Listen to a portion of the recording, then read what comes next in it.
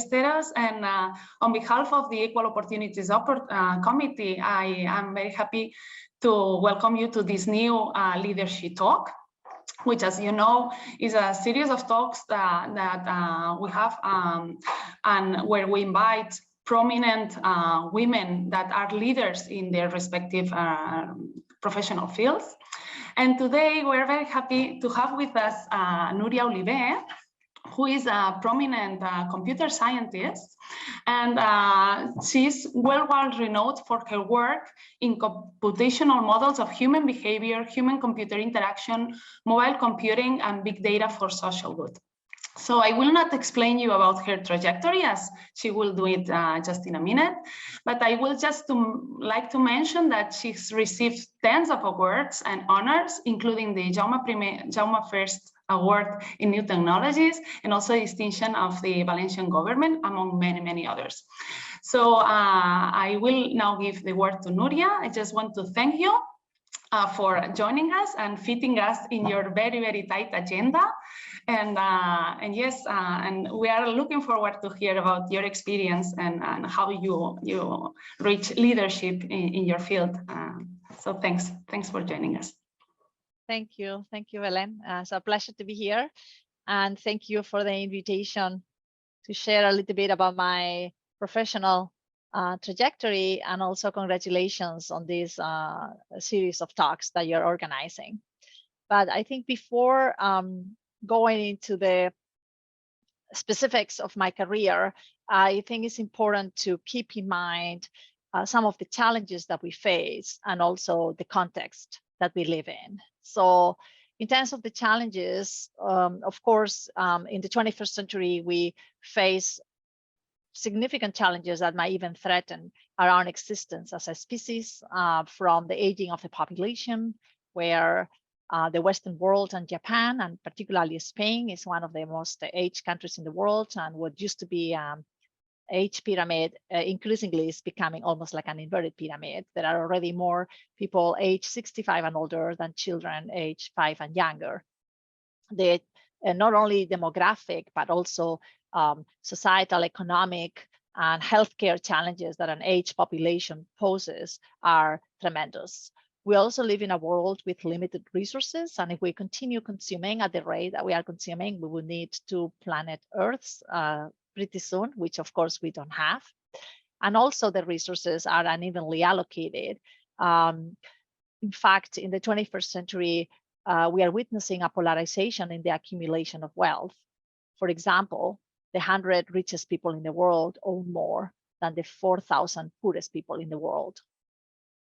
We live, and we are experiencing this right now, a world where we have growing energy needs, and these growing energy needs might be difficult to be met, and also, if it's not renewable energy, are having a significant impact on our environment. Therefore, another big challenge that we're facing is actually climate change. The temperatures in the surface of the Earth and in our oceans are increasing, and therefore the sea levels are also increasing. And it is also a fact that the intensity and frequency of natural disasters is increasing. It's actually completely unusual to be wearing summer clothes in November, as we are wearing this year. And we are also living in a world that is susceptible to global pandemics that can really halt the entire activity of the planet, as is happened with COVID-19. So these are some of the most important challenges that we face. And my first message is that we are going to need artificial intelligence to address many of these challenges. Artificial intelligence is not going to be the solution, but it will be part of the solution. And I think this is important to reflect on, because my field is artificial intelligence, and I came into this field with the desire of contributing to improving the world and helping society through my research in artificial intelligence. And that's why for me it's very important to always keep in mind why I'm doing what I'm doing, and what's the purpose and what's the value that it has. Of course, from a technology perspective, we live in a really exciting time. We live in a world where there are more than twice the number of mobile phones than people.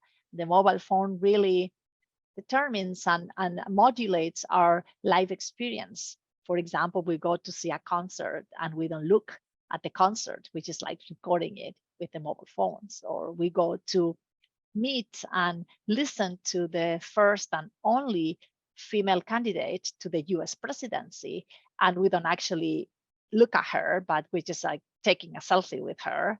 And of course, this is not just a phenomenon that takes place in developed countries, but also in developing economies, as this picture illustrates, showing these migrants are lifting their phones, expectant, to the sky, looking for coverage to be able to communicate with their relatives.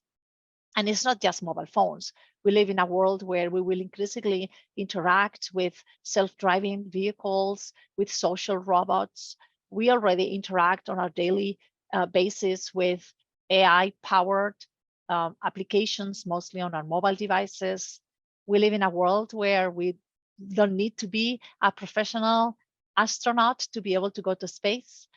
A world where we can talk to technology, to our car, or to our phones, or to our intelligent speakers, and they can listen to us, and understand us without a keyboard, without a mouse, without a screen. This was part of science fiction movies, 15 years ago, and now we can do it. We live in a world of smart cities. In fact, in Barcelona this week, there was the Smart Cities World Congress, a world with 3D printers, a world where we're generating massive amounts of data in science that we can only make sense of using AI. And a world where, as the Homo sapiens, we are also enhancing ourselves with technology right now, mostly with wearable devices, but increasingly so with technology that we will wear inside us, embedded in our bodies. We live in a world where the 5 most populated countries, 3 of them are digital countries that didn't exist 15, 20 years ago: Facebook, WhatsApp, and Instagram, countries that are actually controlled by the same president who hasn't been elected democratically. But we live in a world where not only us humans are connected with technology and augmented with technology, but increasingly so, every possible object in the physical world has connectivity and intelligence in what is called the Internet of Things, which there are like billions of these devices today, in such a way that if in 2003, there were only 0.08 connected devices per human on the planet, a couple of years ago, there were more than 6.5 devices. This ubiquity of technology leads to a massive generation of data, what is called big data. Data that is not only because of its volume, but also because of its diversity and variety and velocity with which it's generated. We can only really analyze and make sense of and use using artificial intelligence methods. And we also live in a world where not only digitally we have more connectivity than ever, but also physically we are more connected than ever, and we have the largest mobility in our history. And while this is an advantage, this is also a vulnerability, particularly, for example, for infectious diseases. And that's how SARS-CoV-2, or coronavirus spread so quickly, in the early 2020. In sum, all these different technology trends confluence in a new industrial revolution. And in fact, it's called the 4th Industrial Revolution. And this industrial revolution is profoundly changing, like previous ones, every aspect of our society. And it represents an intimate relationship between the physical world, the digital world, and the biological world. And is enabled by disciplines like nanotechnology, biotechnology, genetic engineering, and of course, artificial intelligence, which is my field. As part of this revolution, one of the impacts of it is, of course, change in the labor market and in the sort of like economic model. And this has happened, throughout history. For example, there are a lot of jobs that existed when my grandmother was small that don't exist today, like the human alarm clock, or the switchboard operators on the phones, or the lamplighter, and so forth.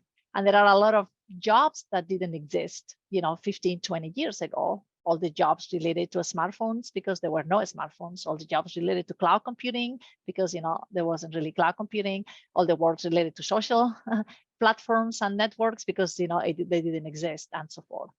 But what is true is that most studies anticipate that with the fourth industrial revolution, there is going to be a net creation of jobs, but most of the jobs are going to be technology-based jobs. So while there will be a lot of new opportunities, the opportunities will be of different nature to the jobs that will probably be displaced, or affected by this industrial revolution. And that's why it is so important to invest in education at all levels related to technology knowledge, because otherwise we're going to have, on the one hand, a lot of people that are not prepared to fulfill these new jobs, and on the other hand, we're not going to have enough skilled workers to actually be able to do all these new professions. And this is an example of some of the most demanded jobs. And as you see, many of them are related to technology and specifically to artificial intelligence. And in this context, one of the realities is that there is a lack of diversity in the technology sector. And I encourage you to tell me, where is the woman, in this picture. This is a picture of the winning team of the DARPA Robotics Challenge, a few years ago. And the reality is 95%, for example, in that prestigious competition, are men. So while we need technology, and particularly artificial intelligence, to address the big challenges that we face today, while we live in the fourth industrial revolution, and there's going to be millions, of technology-related jobs, the reality is that we are being unable as a society to attract more women to this extremely strategic and extremely promising and necessary area. And I think this, as a society, should be a reason of concern. And we, all of us as a society, should try to intervene and try to understand why we are having such a lack of gender diversity in such an important and strategic field, which is defining, the present and more so the future. So when we think of the reasons, there is at least 4 reasons why we don't have enough women in technology-based disciplines, particularly computer science. First of all, because there is a lot of stereotypes about, who works in computing, what the profession is about, how computer science is being taught, and also what society expects from boys versus girls. And those stereotypes are very gendered. If I ask any of you to close your eyes and imagine someone whose job is to program a computer, so probably you don't imagine someone like me. You would imagine someone like what you've seen in the movies or the TV shows, which is like a guy with glasses in some kind of basement doing obscure things in front of a computer, eating junk food. And that's really not very attractive to anyone, and even less so to girls, but it's also very far away from reality. The second reason is due to the gender biases. Gender bias is a bias that we all, men and women, have, and that makes us systematically undervalue women when compared to men of equal characteristics. This bias is everywhere. It's not only in technology, but because technology careers, engineering, have the reputation of being difficult, many times we apply this bias to ourselves, or our environment applies the bias to us, and girls get discouraged from pursuing engineering degrees because they think they're not good enough, even though they might have the best grades in their entire high school. The third reason is a lack of recognition and a lack of visibility, a lack of role models in the field, which make it very difficult for young girls to really feel inspired if all the role models are, American guys, basically, or men. And that's why initiatives like this initiative, these talks, are important to give more visibility and to provide role models in a variety of fields. And last but not least, we have a factor that is endemic of the technology sector, which is a horrible culture called the programmer culture, which is a highly sexist, misogynist culture that attacks women and discriminates women openly, and that has made that a lot of women that work in the technology sector have left the sector because of having to live in such an aggressive culture. And of course, the question is, what can we do to revert this situation? And there are a lot of things that we can do. So we want to fight against the stereotypes. We can, work on communication campaigns that really combat the stereotypes. We can change how computer science is taught, so we can focus more on the value of technology and computer science to solve societal problems, which seems to be much more appealing, for example, to female students than just teaching programming, for the beauty of programming. I've also been advocating for many years, including a transversal compulsory subject of computational thinking since the first grade. To combat the gender biases, of course, we have to educate about them, ideally perform gender blind evaluations when possible, and also make sure that the evaluation teams are diverse. Because if there is no diversity in the evaluators, and if there is no diversity in the candidates, of course, you're not going to have diversity as an output. To combat the lack of recognition and visibility, I think it's important to have transparency in terms of salaries to combat the pay gap between men and women, but also possibly force gender diversity, in promotions or prizes or awards, and reward diversity in organizations. So we really have a diverse set of role models. And then to combat the programmer culture, we need to have zero tolerance and develop mentoring networks and providing also, working flexibility. So the reason why I gave you this first kind of introductory part of my talk is sort of to contextualize my career in this situation of living in a highly technological world where we need technology to tackle the big challenges, but at the same time we have a problem in the technology sector, which is a diversity problem. So with all of this in mind, I thought, it could be interesting to share my experience just as an example of a person that, ended up, working in technology and studying computer science, and maybe it could serve, as an example, so other students, can see, a potential path into technology. So I am originally from Alicante, here in Spain, and I think all of you know Alicante is a mid-sized, Mediterranean city in the Valencian community. I studied in the public education all my life, and I studied in the Miguel Hernández High School.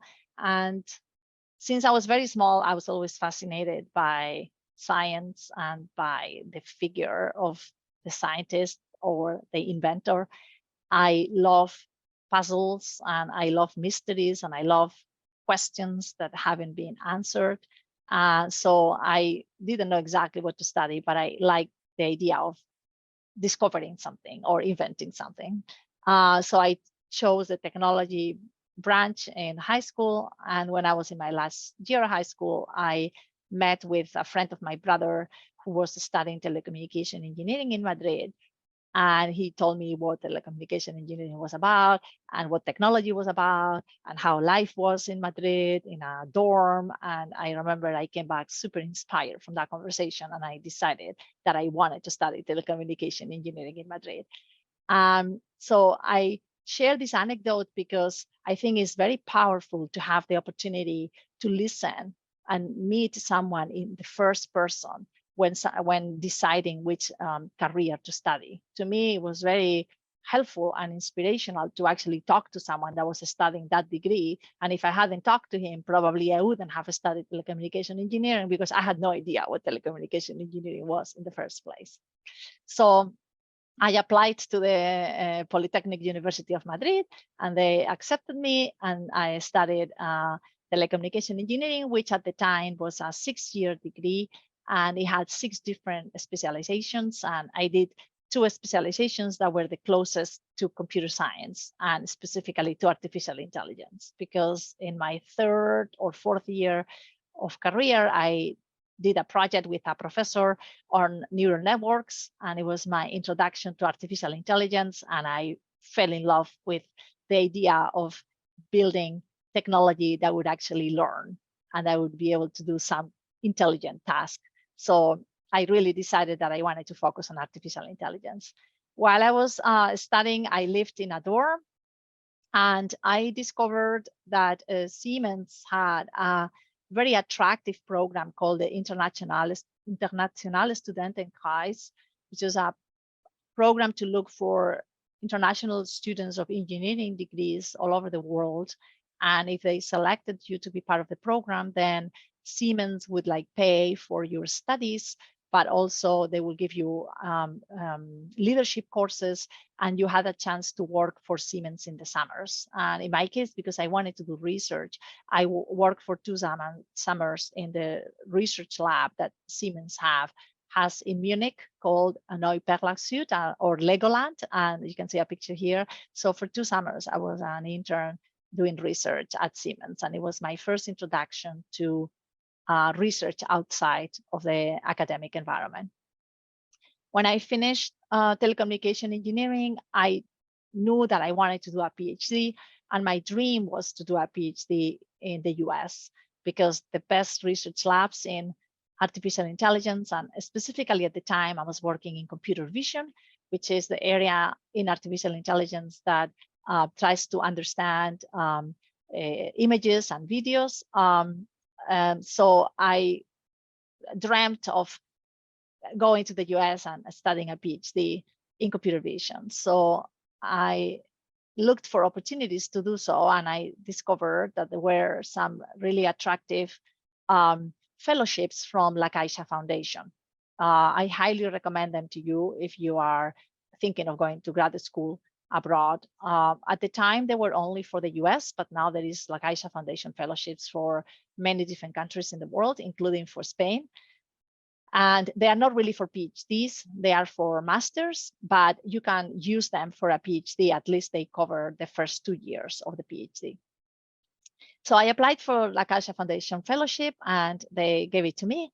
And then you had to apply to different universities, because the grant, the fellowship, is dependent on the person being accepted in some PhD program or master program in the US. So they usually recommend you to apply to a variety of universities of different ranking to maximize the chances that you'll get accepted. But I was a little bit radical about this, and I decided that I wanted to go to the best universities, and I was not too interested in being in the US just for the sake of being in the US. So I only applied to the top 7 universities that I found in some ranking. And I thought, well, if they don't accept me in any of them, then it wasn't meant to be. The La Caixa received all the responses, and when they had all the letters, then they called each of the fellows just to tell us the results. So I remember when they called me and they told me, Nuria, we got your letters, and it's been very unusual in your case. And then I thought, oh my God, why did I do this? Why did I apply to this like 7 universities? And they told me they actually accepted you in all the universities. And of course, I couldn't believe it. I thought that was absolutely unbelievable, but it also inspired me and made me realize that sometimes we self-censor ourselves, and we don't do something because we think we are not going to achieve it. And I really realized that, you know, if I was able to get accepted in those universities, anyone could get accepted in those universities, because I had no connection with the US. I didn't know anyone in the US. I was just some random person from Spain.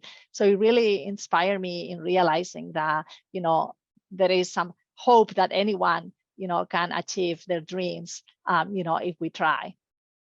After a very difficult decision process, I decided to go to MIT, which is located in Cambridge, next to Boston in the US. And specifically, I went to the Media Lab at MIT, which was a very emblematic, unique center in the world. It's a place where really, I think the future has been invented. It was a fully multidisciplinary place, which was very rare. So as opposed to university departments, where if I had gone to the computer science department at MIT, there was only computer scientists. At the Media Lab, we had people from all sorts of disciplines. So we had artists, and we had filmmakers, and we have physicists and chemists and education experts like Seymour Papert. But of course, we also had the founders of artificial intelligence like Marvin Minsky. So it was a really unique, special place. And I'm really, really happy that I chose to go to the Media Lab. And it was really a transformational experience in my life. When I got there, I started working on computer vision, which was my area, and my dream was and has been and continues to be to build technology that understands people as a necessary step for the technology to help people. So one of my first projects was Laughter, which is one of the first systems in the world that was able to recognize facial expressions in real time using the computer, which today you can do with a mobile phone, but at the time was really, unusual for many reasons, because computers were not very powerful, but also the techniques were not very developed. So I think you can see here how the system works. So in real time, it detects the face and it detects the mouth. I'll skip this. You can, because there's different things that you can do with the system. Like this is like a virtual window into a different room or a different building, and it was working really, really well. But then you can also animate, for example, computer graphics in real time just by making faces, and then it's able to like animate the puppet, at the same time. That was really the first time that someone was able to do that. I did other projects on modeling individual behaviors, but very quickly I realized that humans are social. We are a social species, and a lot of our behaviors are interactive behaviors. So I decided to try to see if I could develop the machine learning models necessary to understand human interactions. And at the time, that was very pioneering. It hadn't really been done. So from my office at MIT, I could see this square, and there was a lot of interactions going on. So my goal was to have a system that would automatically detect the people and automatically detect when there was an interaction happening, and it would automatically recognize the interaction. And that's what I did. And you can see here, the system is interpreting what this person is doing. So it's detecting that the person is walking. And now it detected that it's changing direction. And I think it's going to detect that it's going to interact with this person. So now it's approaching this other person. And then I think it detects some other phase of the interaction, like they are meeting and so forth. So it was one of the early efforts in having this kind of level of understanding of like people's behaviors. Of course, being at the Media Lab, I could do many other things. So I was able to work on augmented reality when augmented reality was being defined. So we did a project called Diapers, which is a system to enhance the experience in museums. So then you would look at a painting, and using artificial intelligence will detect the painting automatically. And then you would see a video and you'll hear an explanation of the painting, something that you can do today with your mobile phone. But this was like back in the mid-90s. So it was kind of like opening the path, for this technology to become a reality. And then in 1997, I think it was, we organized the first smart clothes fashion show in the world. So we collaborated with some of the best fashion schools in the world to come up with designs that would have technology embedded in them, and that would show how in the future we will have technology embedded in our clothing. And I worked with an academy in Milano, I think it's called Domus Academy, and we made some designs that were helping people who are deaf and mute to communicate by having, a camera pointing down, recognizing the sign language, and then using artificial intelligence to recognize what the person was trying to say, and then also using artificial intelligence to generate speech, so the clothes could speak for the person. And I can show you quickly a video of like some of the models that we built at the time of the smart clothes. As you see, the technology is sort of like from the 90s, but you get an idea of the designs that we did. I also had a chance to work on a smart car, and here the challenge was to predict the next maneuver that the driver was going to take, so the car could anticipate and could potentially avoid accidents if, for example, the person was going to change lanes and there was a car behind it. So I can also show you a video of the system working. Here is the car predicting what this driver is going to do. This is real driving in Boston with real cars. And as you see, the car is able to predict that she's going to change lanes even before she changes the lane. And that's the value of the system. Of course, recognizing what the person is doing is not trivial, so you have to recognize it, but predicting it is also more valuable. Because of working on a smart car, I was also given the opportunity to learn how to pilot Formula Dodge or Formula 4 cars. So you can see a picture here of me in one of the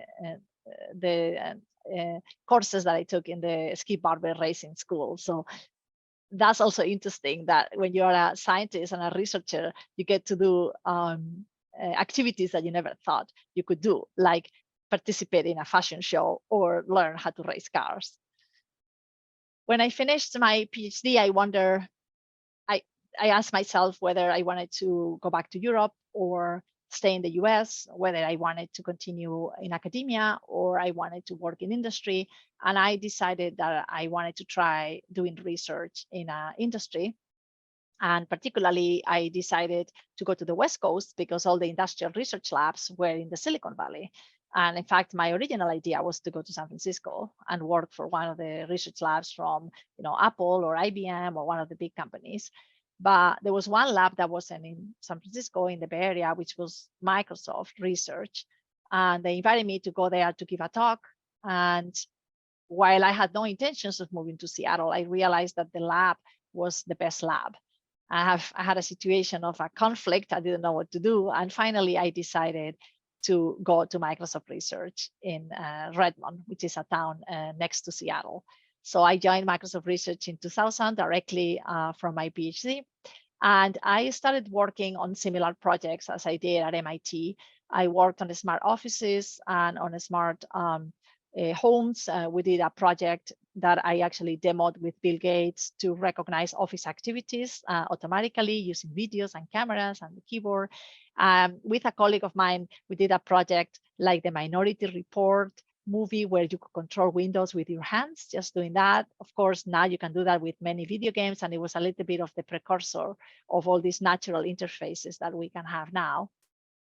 And in the year 2005, I realized that if my dream was to build computers that understood people and that helped people, probably the most personal computer was going to be the mobile phone. So I decided to change my focus and almost exclusively focus on how to make mobile phones really understand us and do something helpful and useful for us. So I did a very early project on that called Health Gear. And the goal was to automatically detect sleep apnea on the phone. Sleep apnea is a highly undiagnosed disease because it takes place when you're sleeping. And what happens is you stop breathing. So it's a quite dangerous disease, not because you die at that moment, because of a signal gets sent to your brain when your oxygen levels go too low and then you gasp, but because it really causes a lot of cardiovascular damage. And also you are very prone to having accidents because you don't really sleep well.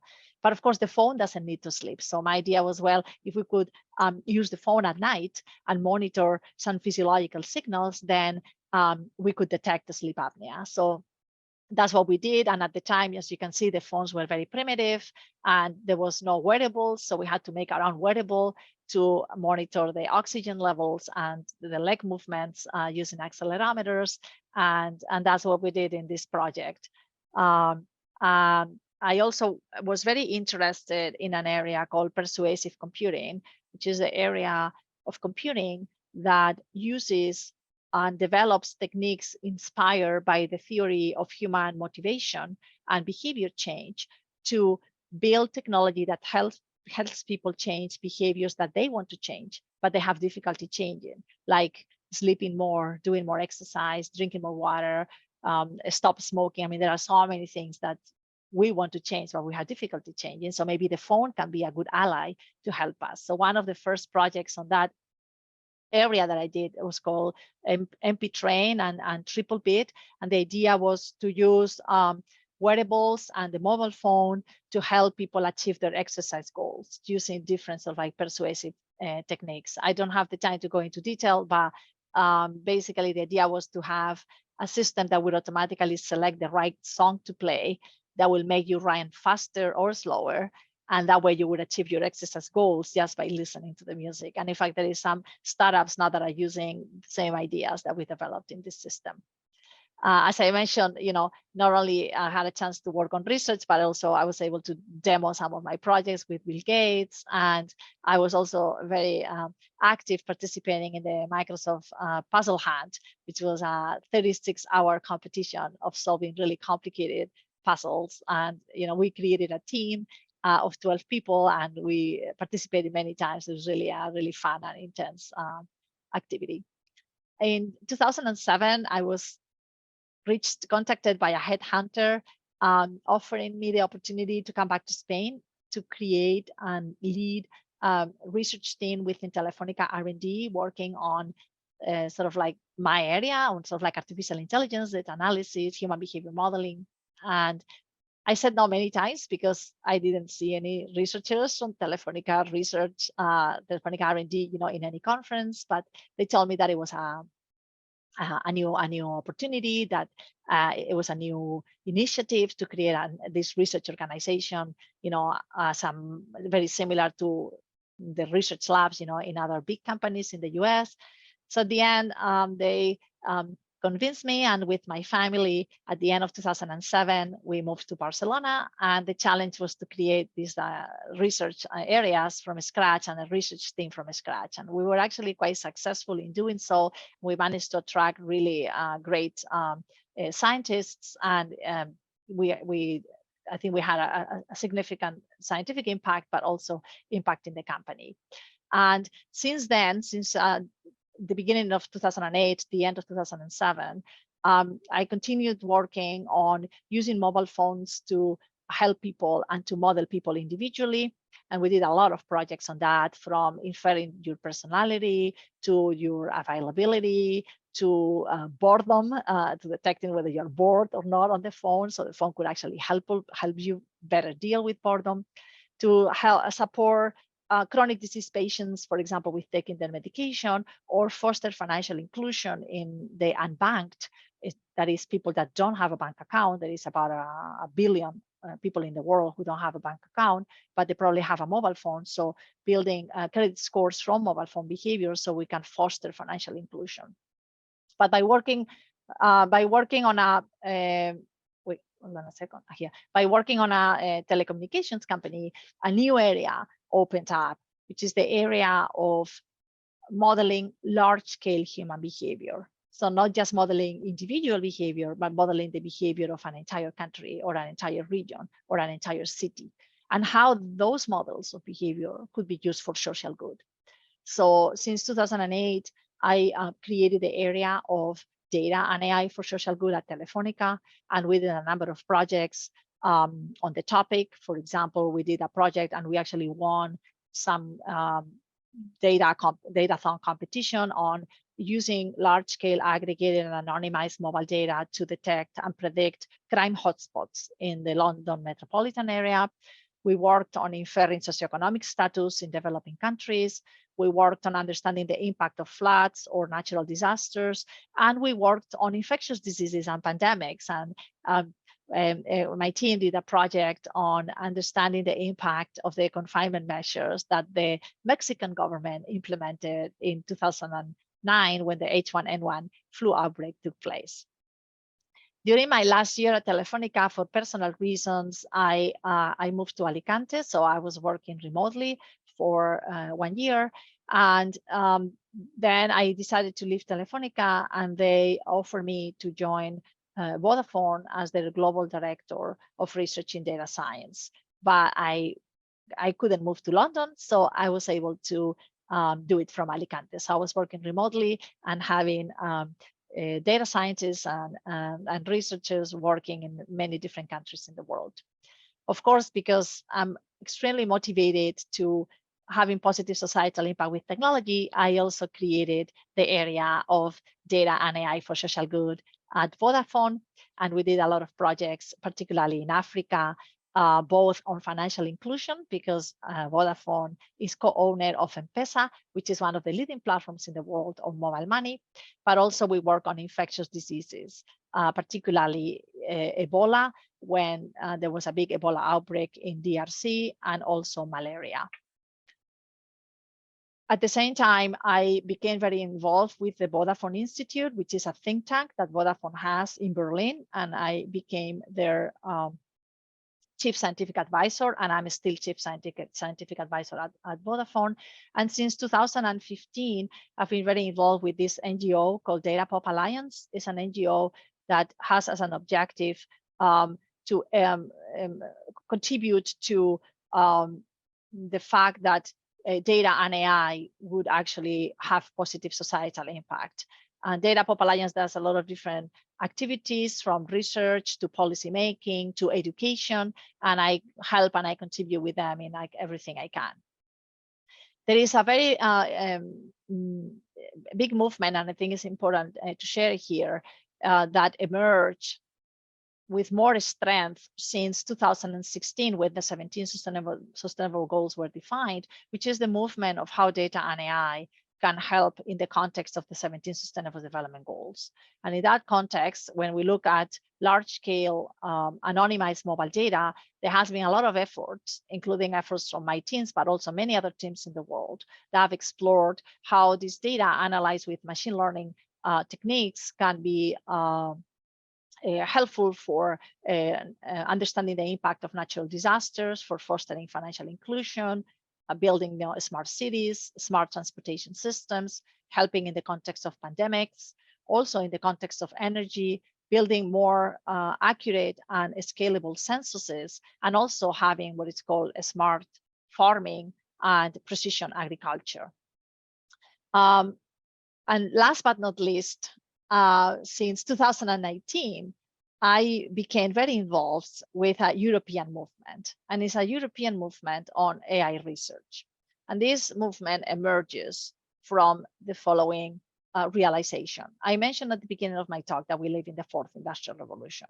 And I mentioned that artificial intelligence is at the core of the fourth industrial revolution. But within artificial intelligence, the approach or the school of artificial intelligence that is dominating in this fourth industrial revolution is the data-driven approaches to artificial intelligence. Historically, there's been two big schools, the top-down or symbolic logic school, which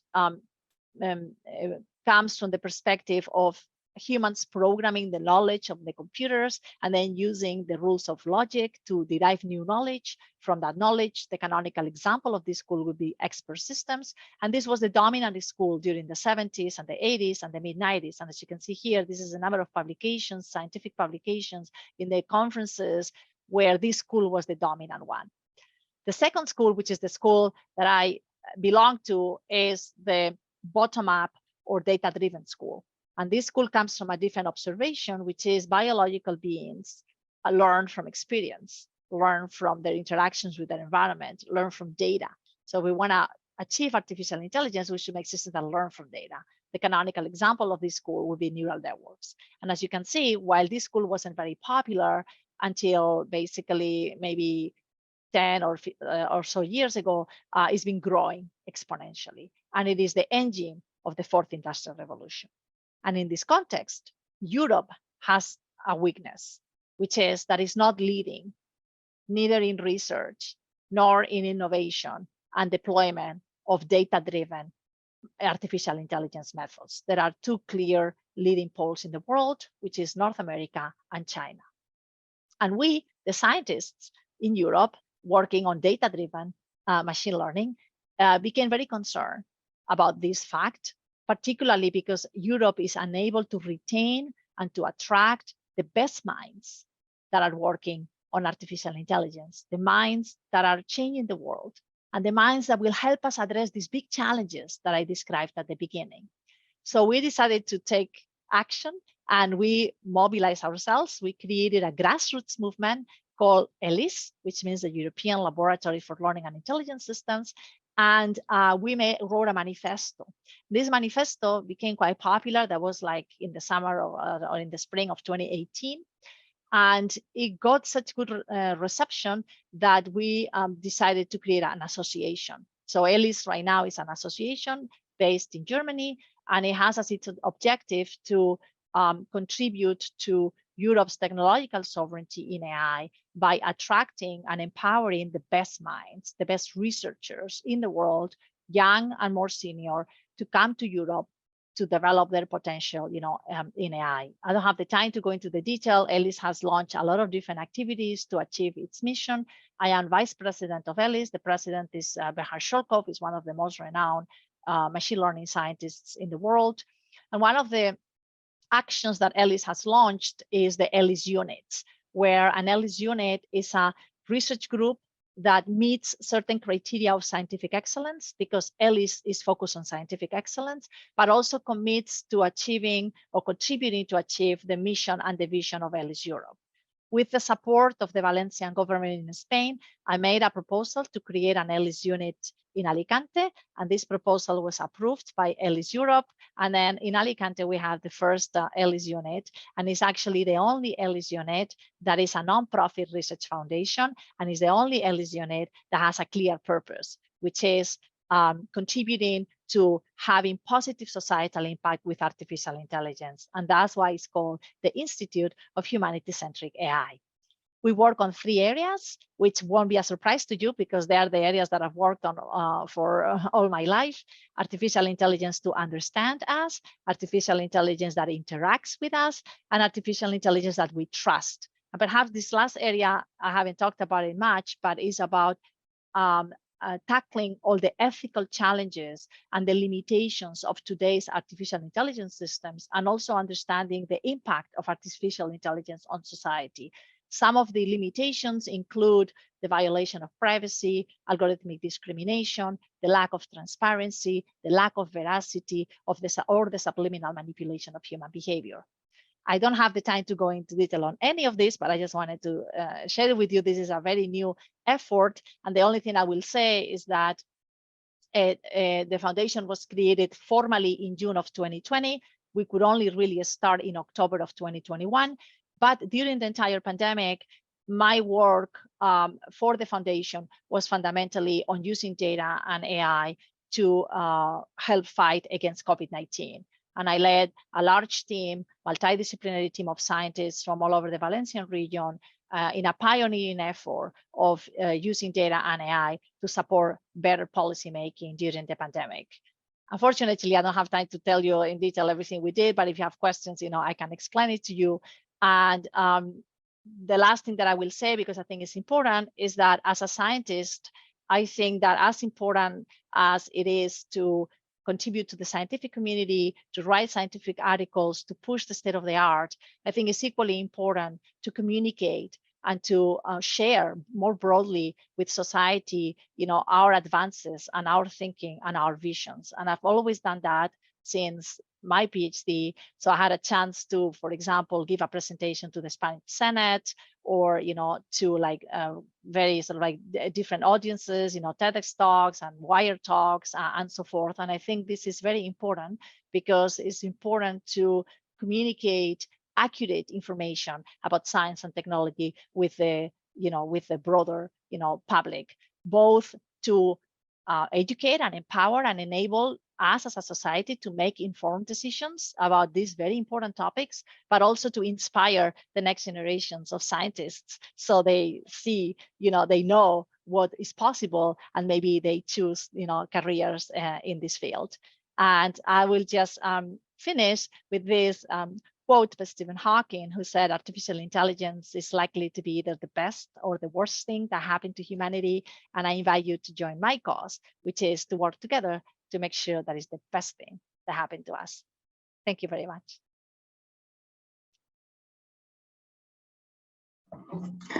Okay, thank you, Nuria, for this very, very inspiring talk and sharing with us your impressive trajectory, I must say. I think, well, I want to introduce now at this part of the seminar, Neus Bastus as well, who is a scientist in our institute, and she's the chair of the Equal Opportunities Committee. So we will be discussing with you, and also I would like to invite you all to make questions. You can either raise your hand and you will be able to make the question directly to Nuria, or you can write it in the chat and we will read it for her. So I think there have been many take-home messages in your talk. And well, I would like to highlight maybe the one saying not to self-censor ourselves. So you were explaining about your experience in applying for the American universities, and that all of them wanted you there. So sometimes we limit ourselves before doing stuff. Also, I like very much not to be afraid of facing new challenges. You have done many, many different things in your trajectory, and some of them were important challenges, I imagine. And also this last one you were saying about communicating what we do to the broader public and tell them why what we do is important, and trying to inspire new generations of people, no, to work in what we do. So Neus, if you want to share something with us and ask Nuria.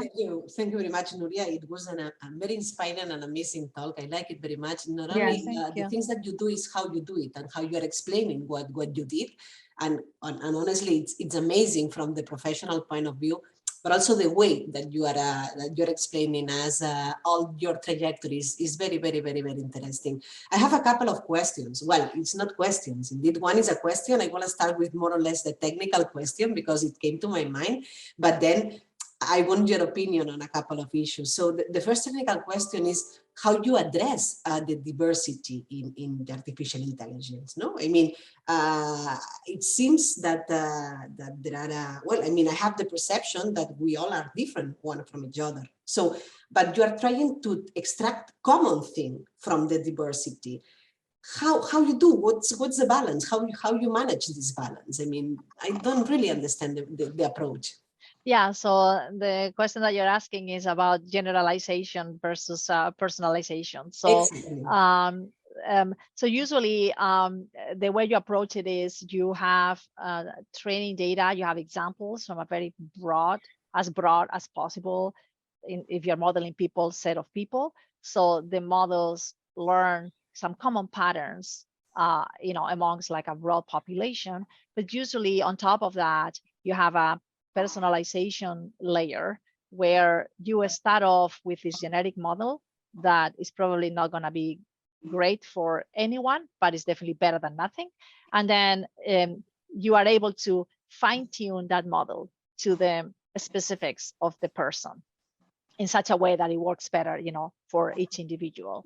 Having said this, one of the challenges in artificial intelligence is actually the lack of diversity. So it's almost going to the other extreme. So the hyper personalization, you could fall into having a system that is too personalized to you. And this is a societal risk depending on the use case, because if the system that you're building is a system that is recommending you news, or is recommending you books, or is recommending you content of any kind, and is too focused on what you like, and is stereotyping you into certain tastes. For example, you only read news from left-wing newspapers, or you only watch whatever thrillers, you know, and so forth. Then it's not really the systems only show you more thrillers, or the systems only show you news that are left-wing news. So they are not really leveraging the diversity of content that there is, and they're not really showing it to you. So to address this limitation, there is a field, which is the field of diversity in the models or in the recommendations. And many times what you do is you have a diversity term in the model. So even if the model is not going to be responding to everything you like perfectly, on purpose, it injects some diversity, so it broadens your mindset a little bit, and it sort of like shows you things that you've never seen before, but that maybe, you know, you could be interested in. But yeah, so how to achieve this trade-off between having a very general model and having a personalized model is actually a non-trivial question, and is an active research area. And in fact, it's an area that I've worked on also in the past. Yeah. And I guess that should be at least one of the key points, right? To achieve, let's say, reliable results or reliable product, right? I don't know. I mean, it's very curious for me how you address all of these points. Yeah. So I mean, I think that the issue is back in the day when, for example, the recommender systems area emerged and we did a lot of recommender systems work when I was director at Telefonica. The main objective was to be very accurate in recommending things that you like. And it's been later on that we've realized that from a societal perspective, having these hyper-personalized systems is probably not a good idea, because they don't expose us to content that is different from what we like.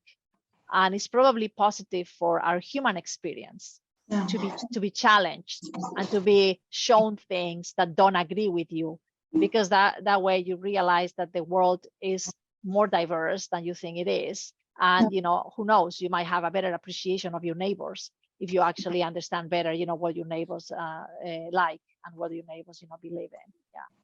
It's very, very, very nice. And I have another question, or I mean, is your opinion more than a question? So you started your career, your professional career, your PhD, I think I understood 25 years ago, more or less. I mean, I finished my PhD in 2000. 2000, okay, so 22.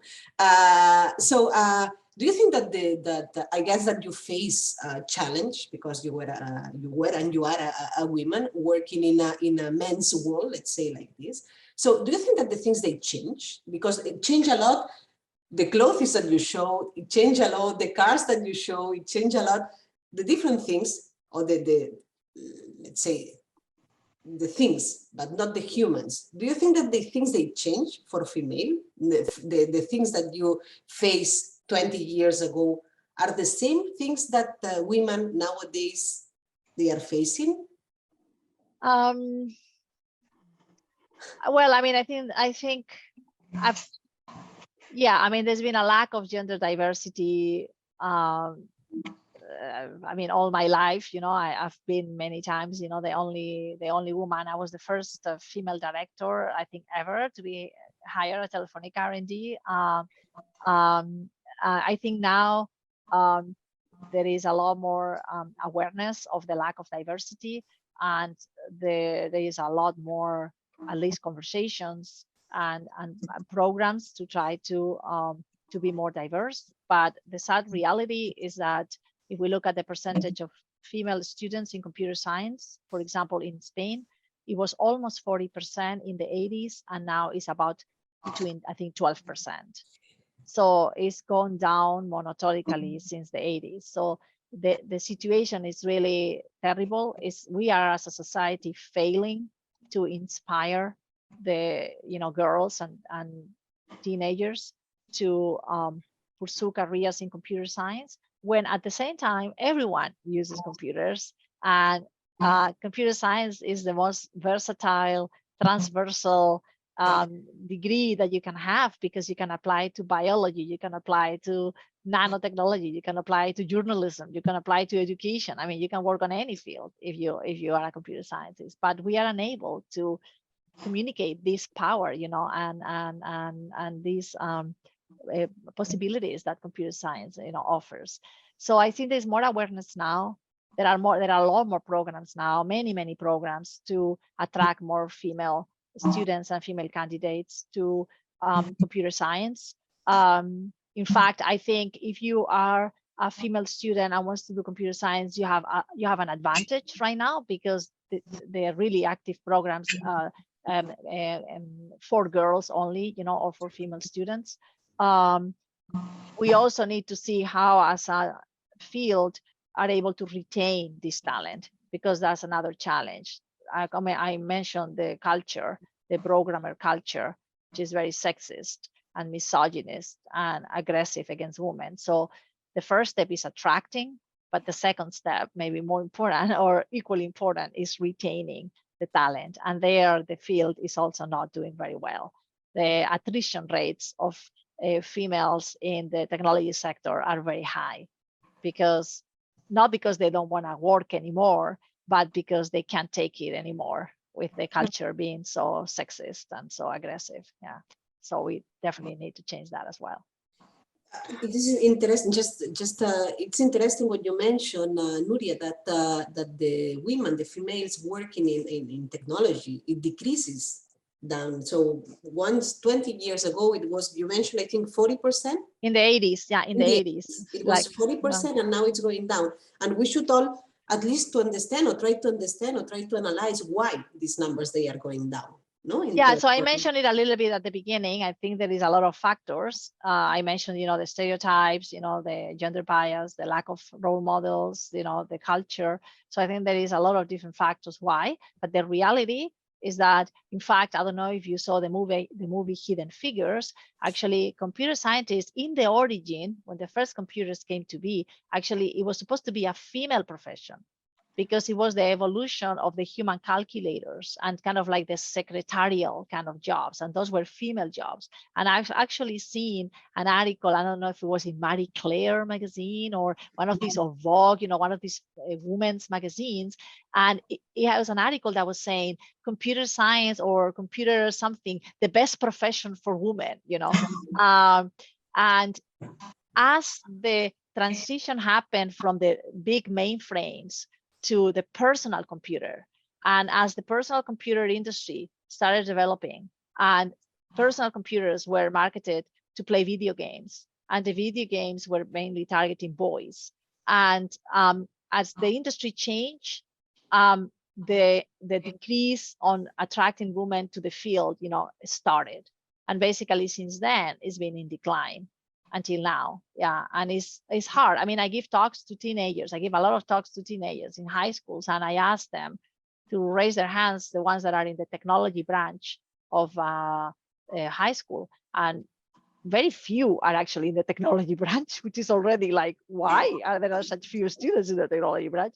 Because it's the area with the most jobs. But anyways, very few raise their hands, and then among those, a minority are girls, like really, even today.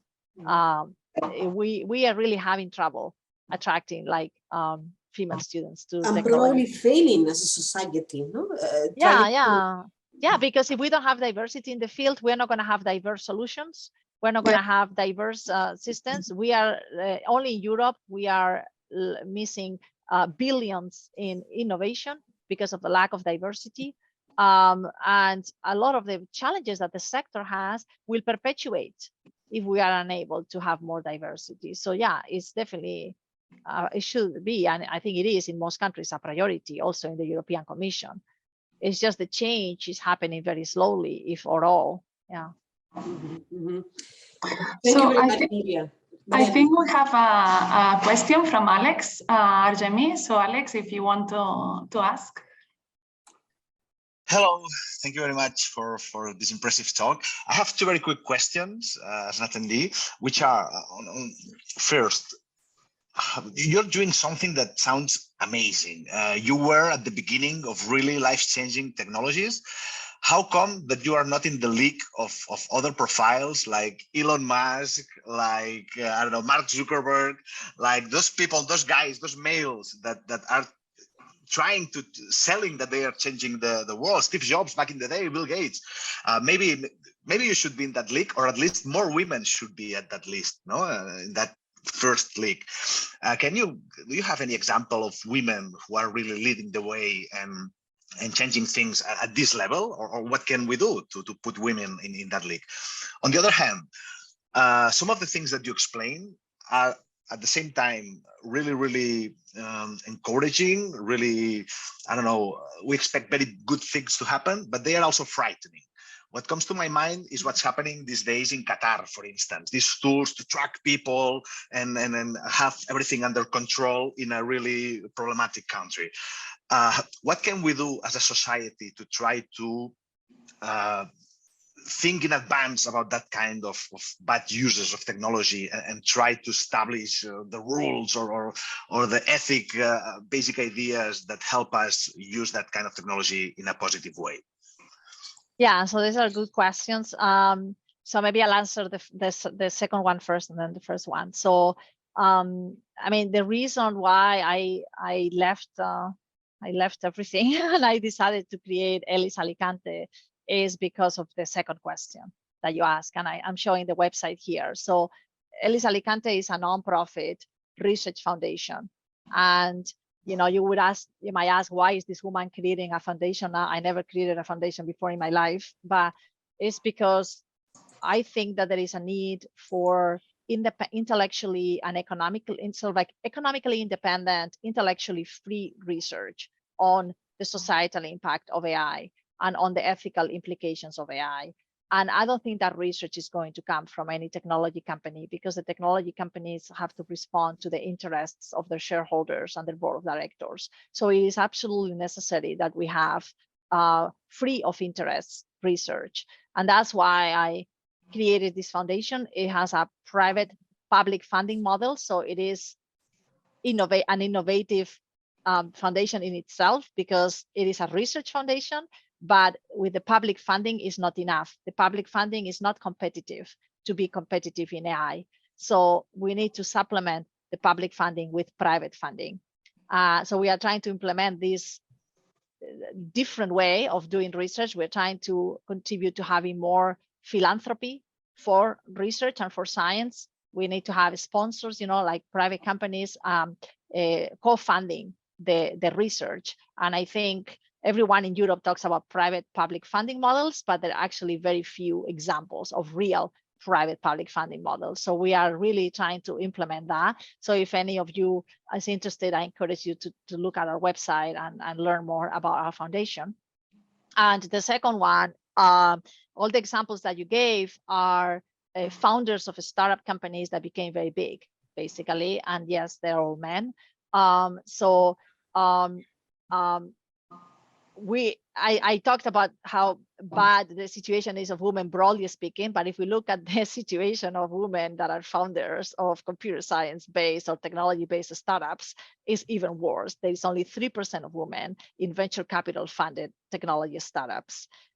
When technology funded startups that have been funded by women or who have women in their board of directors do significantly better than the startups that don't have any women. So from a financial perspective, it's a lot better to invest in startups that have diverse leading teams. But unfortunately, there is very few women that are founders of startups, and then even fewer, if any, that are able to grow those companies into big companies.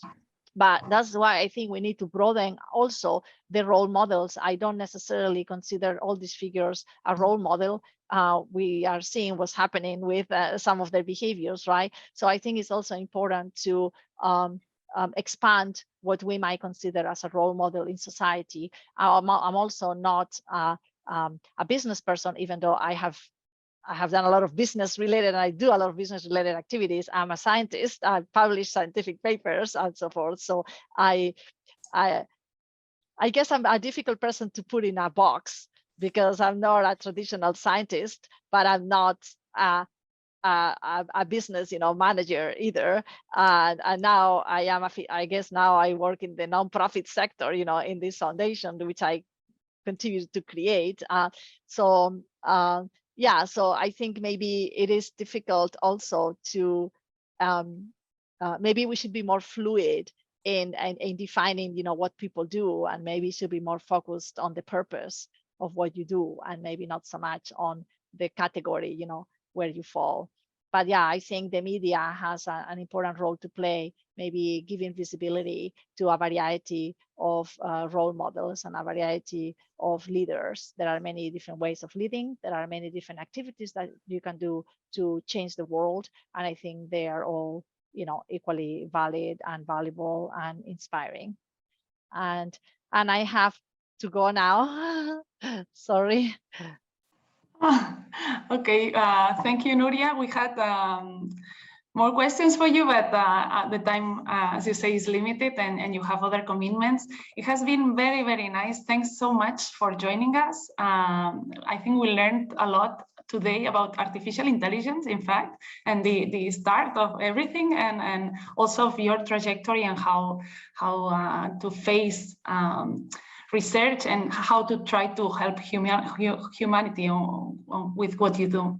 So from my side, thanks. And also inviting all of you to join us on our next talk in LeaderSHE. It will be in the 20th of December, it will be by Marina Garces, philosophy. So Nuria, if you want, you can join as well. I think it will also be very, very interesting. And yes, with this, we close the session for today. Thank you very much for the invitation. Thank you very much, Nuria. Have a good weekend, everyone. Yeah, and congratulations for this initiative. I think it's very, very good. Thank you. Thanks, ciao. everyone. Bye. Thank you. Bye. Bye.